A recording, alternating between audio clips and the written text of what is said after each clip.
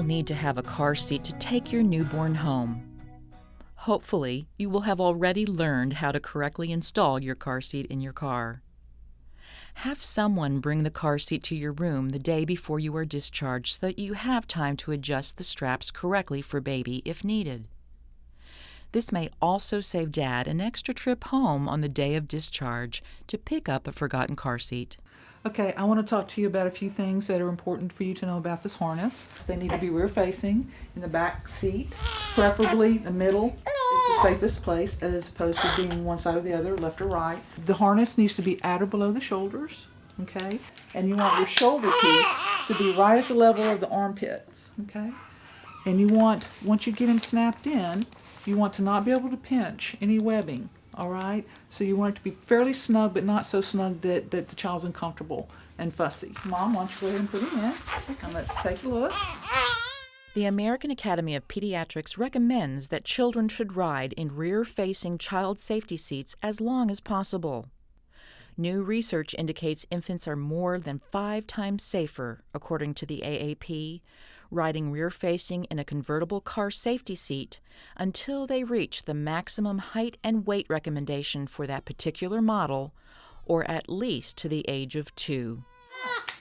Okay, now pinch the webbing and take see if that's tight enough. That looks good. And we have the chest piece at the armpit. That looks great. SIDS stands for Sudden Infant Death Syndrome.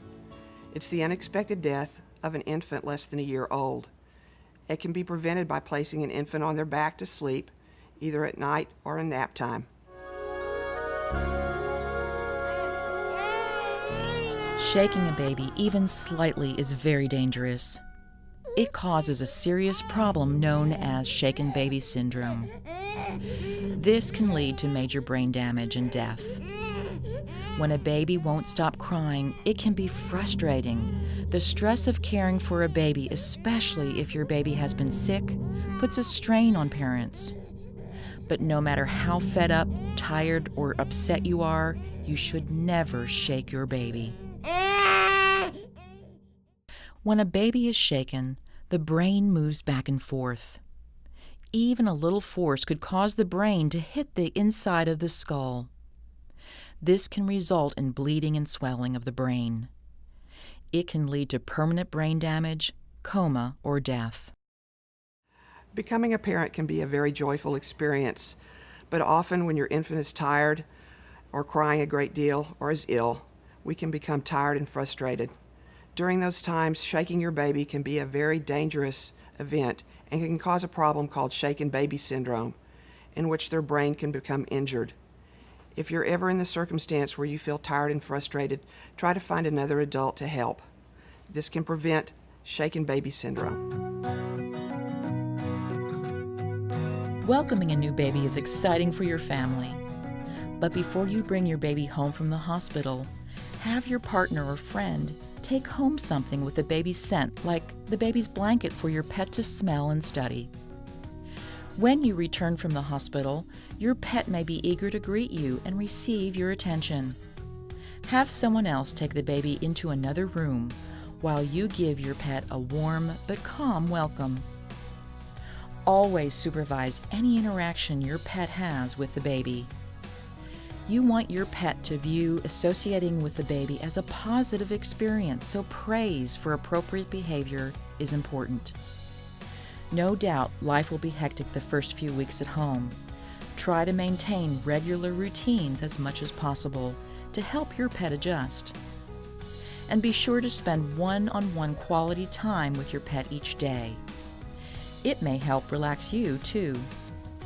With proper training, supervision, and adjustments, you, your new baby, and your pet should be able to live together safely and happily.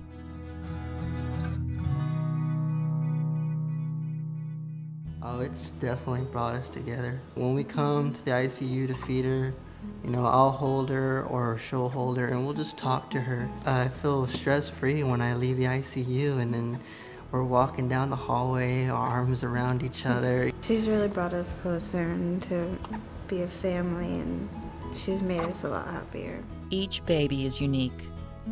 A great deal of how you nurture and love your child will come naturally. Parenting is a process that requires you to constantly learn. You will discover new skills and insights along the way that will allow you to learn what works for you, your baby, and your family. You will realize very quickly that parenting is one of the most defining and rewarding responsibilities that outweighs any of life's challenges you may face in the future. I think initially, bringing home that new baby, it was helpful for our relationship. It brought us together. We're going through this new, great, horrible experience together. And so it definitely brought us together. But, as the child gets older, more and more time is focused on that child and that novelty wears off. So it's definitely, kind of adds to a strain in a relationship because there's not as much time to focus on each other. So it's important to, have someone come over so you guys can at least go out to lunch or do small things together where you're still trying to kind of keep what you love about each other, keep that moving forward and keep that candle burning, so to speak. When it comes to raising a child, it is amazing how fast the time flies. Embrace every moment, and yes, even the tough times, because you will never get those moments back. More than ever, communication with your partner is crucial. Together, you can choose what is best for your child. At the end of the day, it comes down to love. Your love for this precious life will guide you in making the right decisions. Your protective instincts come naturally.